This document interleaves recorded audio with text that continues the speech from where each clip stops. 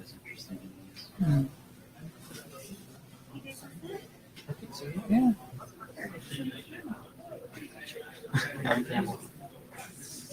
Yeah.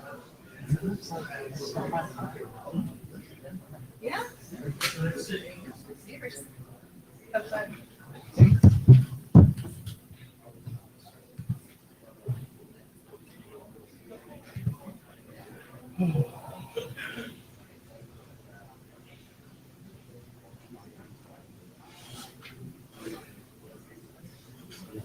So Mike has that I reping him about 5 or 10 minutes before if we can. Okay. Like just making fun. Yeah.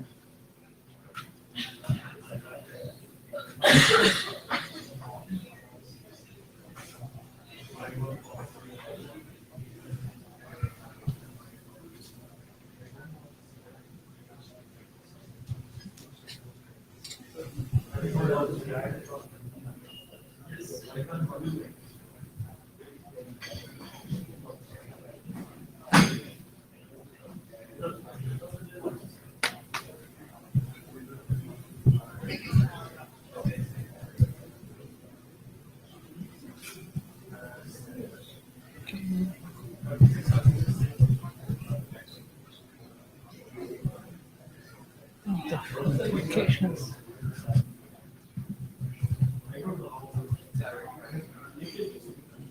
Jim is in there. Yeah, Jim checked his sounds. It was fine.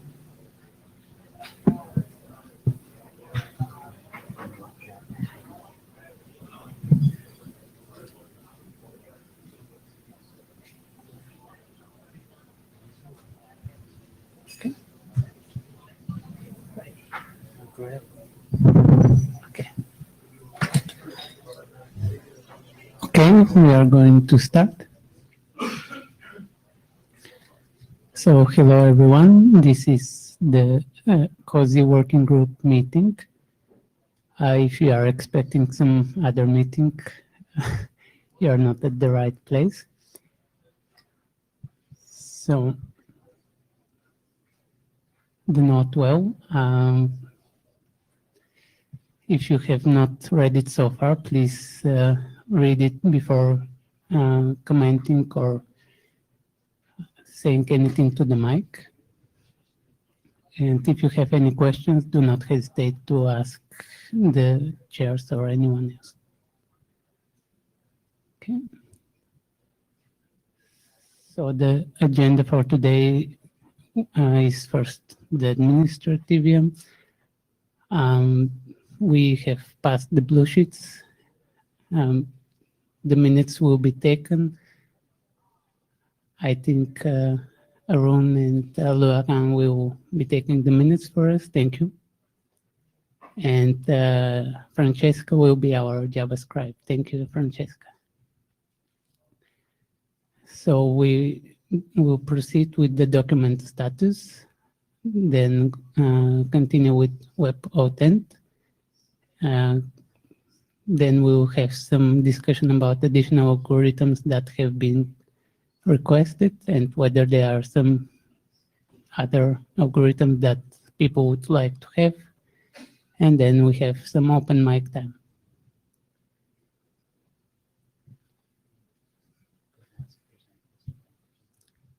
Is there any bashing of the agenda? Okay, thank you.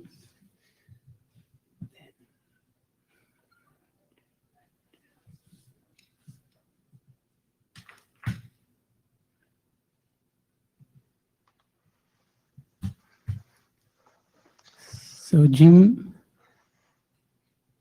So this is probably not going to really take that long. So we'll start with the Cose structure document. Next, please.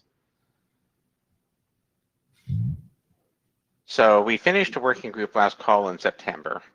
I did actually the edits to it in version 06 updated, and when I went back to double check earlier this month, I figured out that the data tracker had the wrong version in it to the point where it actually didn't have the date that I uploaded it in. So I'm not too sure what happened on the data track with that. I have a local version, which has one additional set of issues that came from Lawrence, where I have harmonized out the difference between headers, parameters, and parameter to make sure that they all are consistent. So header by itself does no longer exist. It no longer exists. It's either header to parameters for things which are header attributes in the Cose stuff, and parameter where it actually is referring to a different type of parameter, such as a parameter in an in a MIME message.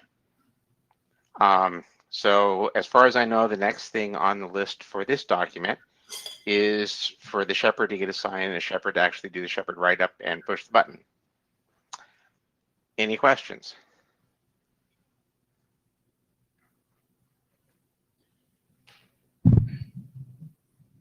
Any questions from the room? Nope, I think we can go on then. Okay, next, please. Oh, the interop status is basically the same as it was at the last meeting. I've been making wine. I haven't been looking at trying to get any interop work done. Still need some idea of what the IESG thinks it wants in order to assess whether or not we actually have interop. But once we get that, I can do some sort of write-up and be fine. Next. Okay, the Cose algorithms draft. Next. So this document went through last call at the same time as the structure document, so it finished.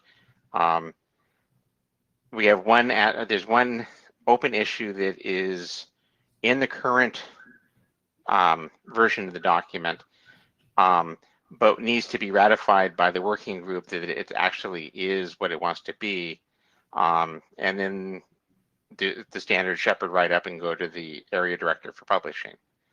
Next. So the one issue that is still open and needed to be dealt with is there was a request from the chairs that we move the capabilities work from the group OSCOR documents into this document. And part of that means that I was going to end up making them more general purpose than what they were in just that document. So I followed the same basic structure that they had, where they had a set of capabilities based on the algorithm and a set of capabilities based on the key. I thought at one point about combining them, but I thought that was probably going to be more trouble than it was actually worth in the long run. So the algorithms-based capabilities will always start with a key type if there is actually a key that is used by that algorithm. So for example, a hash algorithm would not have the key type in there because there's no actual key used by the algorithm. You also have the ability to put capabilities which are not represented by parameters in the headers in there. So one example of that is what I have now for the hash-based signatures is I actually have it's actually in the key structure, but the hash which the key was based on, even though that's actually not a parameter that shows up in the Cose message itself, because it is actually encoded into the key data. There's also the key-based capabilities. Again, they always start with a key type, because without knowing that key type, you don't know for sure what the capabilities are supposed to be in that key. The assumption for algorithms is the algorithm identifier will always be transported someplace else, but it may be that we want to actually put that into the capability structure as well. The keys then start with a key type and then have parameters which describe information about the key, such as the curve or the hash for the hash-based signatures algorithm. I attempted to minimize things so that there wasn't overlap between the two of them. So in the OSCOR, in the group OSCOR stuff, they had the curve both as a parameter for the algorithm as a parameter for the key. And my assumption is they're going to tend to actually show up in pairs or in combinations, so that you only need to specify things once in general. The one exception to that is the key type. And I've got a little bit of stuff here for how you might do a negotiation structure. None of that is actually in the document itself. It is just here for people to look at to see how I was thinking about it might be used, but I'm not making a recommendation one way or the other on that. Next, please. Should I ask questions now, or it's Francesca? Just a second. Okay. So I got a set of feedback from Francesca earlier this week. I have made a pull request, which contains responses to that. And there's a couple more things that she's commented on since then. And I need to make sure that people want to put the hash algorithm in the hash signatures capabilities. It could either be in there or it could not be in there. Either way, probably it will work. I don't know if there's any other capabilities that should be put into that as well. I don't know if Russ is in the room to comment on that. And once we've done all that verification, I've done the updates, and I'll issue a new document. Okay, questions, comments? Francesca, so can you go back to the previous slide? So as it is defined right now, for the algorithms, the capability defined is only the key type that goes with that algorithm. So you were saying that you do not want to duplicate that information, right? As a general rule, yes. Yeah. But in the future, you could have a key type and additional capabilities if the capabilities of the key type are not enough for the algorithm, if there's something else or different. If there were other things that were algorithm-based rather than key-based, yes, they would go at that point. Then I'm a bit confused if you would, because in this case that we have defined right now, then you would just go and look at what are the capabilities of the key, and you would use that for the algorithm. And if we define something that is different, I don't know if these are additional ones or would replace the one for the key type. They would be additional ones. For example, if you did the Diffie home and key agreement ones, right now we basically pack everything together into one identifier.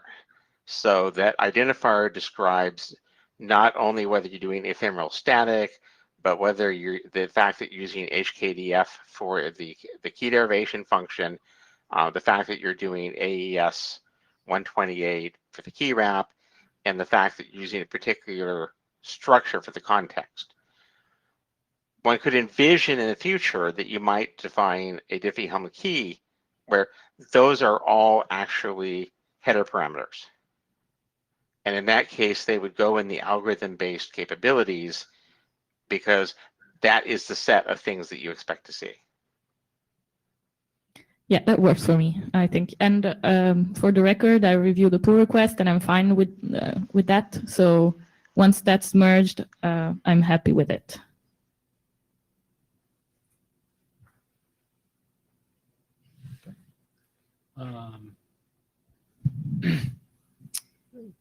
Do you want any other review of the pull request before merging, Jim, or?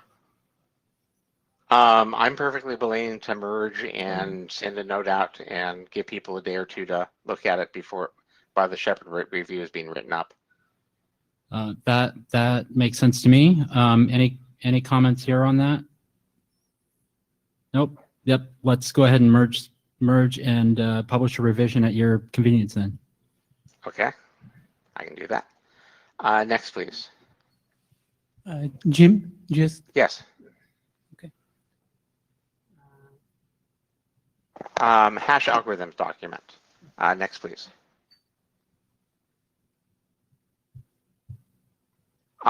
This document has gone through working group last call. That finished on September 24th. I have not gone through this document to put in the capabilities definitions, but they're pretty simple. Since it's just plain hash algorithms, they're all going to be the empty array. There aren't any because there's nothing relevant, no keys. So I'm planning to do that modifications and publish that basically at the same time the algorithm document gets updated. So by tomorrow at lunch your time. And then that document should be ready for final review and for the Shepherd write-up to be done. Any questions about that? So there was an email from Robert Markovitz. Bob Moskowitz. I'm going to deal with that mail and the new algorithm and the additional algorithms Okay. at that point. Okay. Okay, next. Okay, I've said that. One could do some funky things with Shake. I don't actually plan to. The X509 certificates draft. Next. Next. I had thought that this document had gone through working group last call, but when I went through and looked through the mail, I couldn't actually find that it was ever started. All the issues which I received in email or in the database have been addressed, and I believe that document is currently up to date. So I believe we should be ready to actually start a working group last call on that document. Yes, I think there was only one comment that there was something like open questions or issues in the document that you could remove, and then we can start the working group plus call. Maybe I forgot to say this explicitly. Sorry about that. I think we verified that we were ready for working group last call, and I think you just forgot to actually start it. Okay. Next, actually, I think that's the end of, oh, okay, I don't know why I left that in there. Okay, it's ready for working group last call. The early code appointments assignments are already done. I just didn't see that slide when I was reading through it. Next. Okay, so that's the end of that set of presentations. So we're running we're actually running significantly ahead. The next presenter is supposed to be Mike Jones. He's on his way over. So Jim, if you wanted to cover the more algorithms now, I think that would give Mike some time. Okay.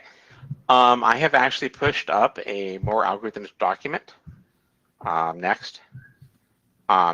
It contains one algorithm right now, and that's the AES padded key wrap algorithm. It is currently defined only as a key wrap algorithm. At the point where I talked to Russ, he wanted it to be both a key wrap algorithm and a content encryption algorithm. The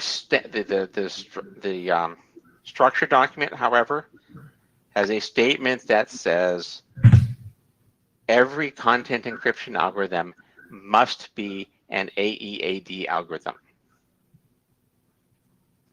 Padded key wrap is not an AEAD algorithm. It is only an AE algorithm. So if I was there, I'd be talking to Russ and saying, do you really need it for content encryption, or is key wrap sufficient? And Jim, this is Russ. Everything's fine. okay.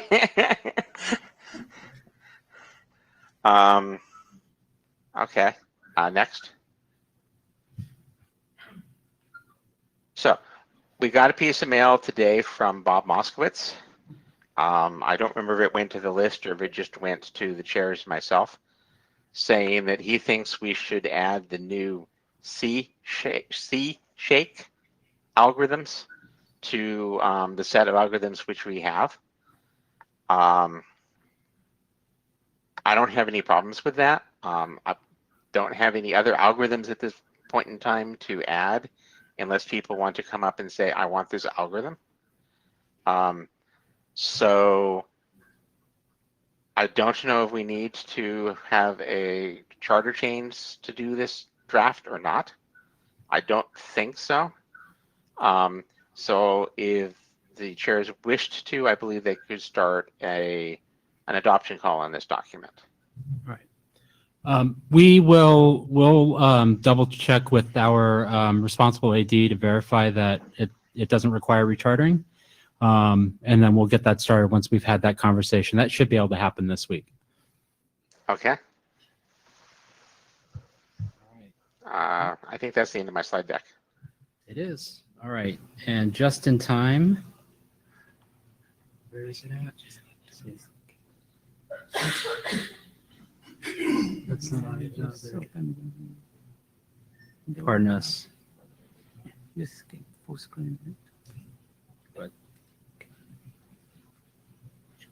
Okay. Okay. All right. Mr. Jones.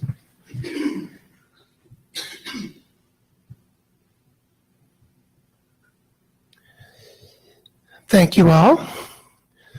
I'm here to give 3 slides, which are a status update about our draft defining the identifiers used by algorithms that were requested that we work on from the W3C Web Authentication Working Group, which is working on its second PR, the second version of the standard. Go. Oh, you just saw on my slides by mistake. So what's happened since we last met our heroes in Montreal? We've had a working group last call with substantive and useful reviews by many parties, including J.C. Jones and Kevin Jacobs of Mozilla, our own Jim Schad, Neil Madden, and Ben Kadek. I and the co-authors addressed those working group last call reviews, replying to all the comments received on our public mailing list. I will note that no normative changes to the document resulted. And per the IETF process, I think the next question to the chairs is it now time for a Shepherd review to progress the document? And as a bonus question, do we know who the Shepherd might be?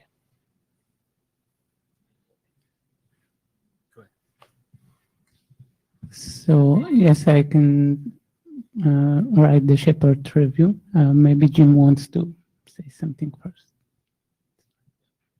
All right, thank you. Are there any questions from the floor about the documents? Yes? As far as I'm concerned, I still have one concern that is outstanding from your document from my last call. I believe you need to describe why the approach of assigning points was used. It doesn't need to be very long. I just want it in the document. Just telling me is not sufficient. Okay, I'm perfectly willing to do that. The issue for those of you who may not have followed everything on the list, and Jim, correct my description if you would like, is that for both Jose and Cose, we defined an algorithm identifier whose meaning is ECDSA signature with the SecP256K1 curve and the SHA-256 hash algorithm. This is as it's used in practice by both Jose implementations and web authentication, which uses the Cose algorithm identifier.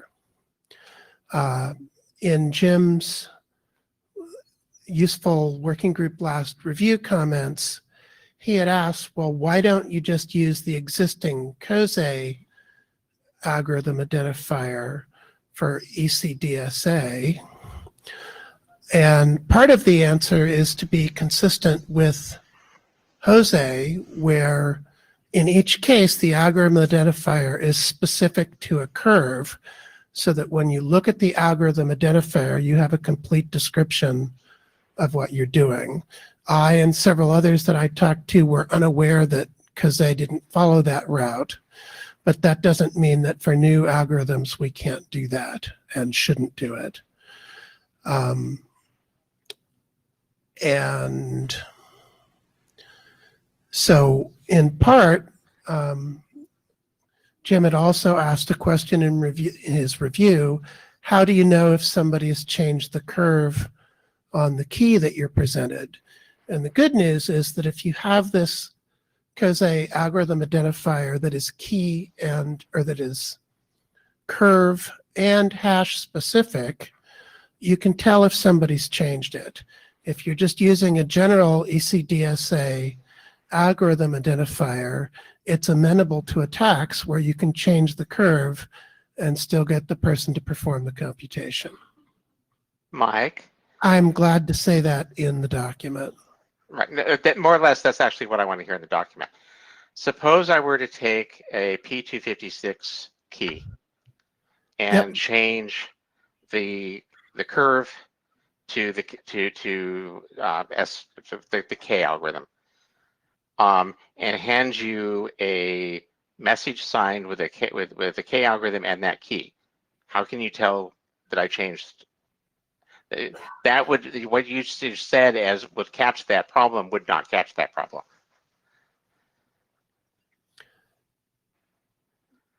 So I think because there's a generic ECDSA algorithm identifier already in Cose, the protections only operate in one direction. That if you're using SecP256K1 and its corresponding algorithm identifier, you can be assured that nobody can change the curve to P256 and get away with it. No, I went the other direction. I started started with a K1 signature. I mean, the other direction is I start with a P256 signature, and I take a K1 key and change the algorithm, the curve identifier. I mean, it works in both. The attack works in both directions.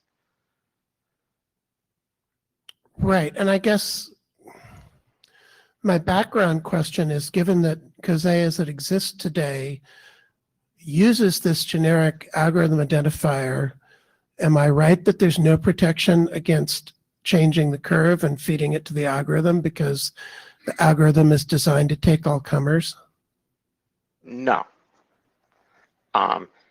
If you actually do the work of verifying that the curve, that the point you have is on the curve that you were given, that is how you prevent that problem. Okay, I was taking that as a given, as something you always have to do. And partly in response to your review, I added text to the draft about verification of the points being on the curve. In fact, you supplied the text. Yes. Okay. But what you basically said to start with is what I would like to see in the document. I am fine with that. Okay. Thank you. All right. So once we have that revision, we will have the shepherd picked out, and we'll move that along. All right. Thank you all. Thank you, Mike. And it's not that I don't love you, but they scheduled OAuth at the same time. Yeah, we were. And so admittedly, we thought we'd all be wrapped up by now. And so I am going to return there. Thank you. Thank you. So that was everything we had in our agenda for today. I think the only other thing to note is the draft IETF Cose hash sig document is currently in ISG evaluation. Its telechat is, I believe, the first telechat after this this meeting week. So hopefully we'll be progressing all the way to putting our first document into the RFC editor queue here soon. So this is the open mic time. If there's anything anybody wants to bring up, this is your chance. If you want to continue on your email, then that's fine too. All right, well, then we'll call this a wrap. Thank you, everyone. Blue sheets, make sure you've signed them, and otherwise, enjoy the rest of your day.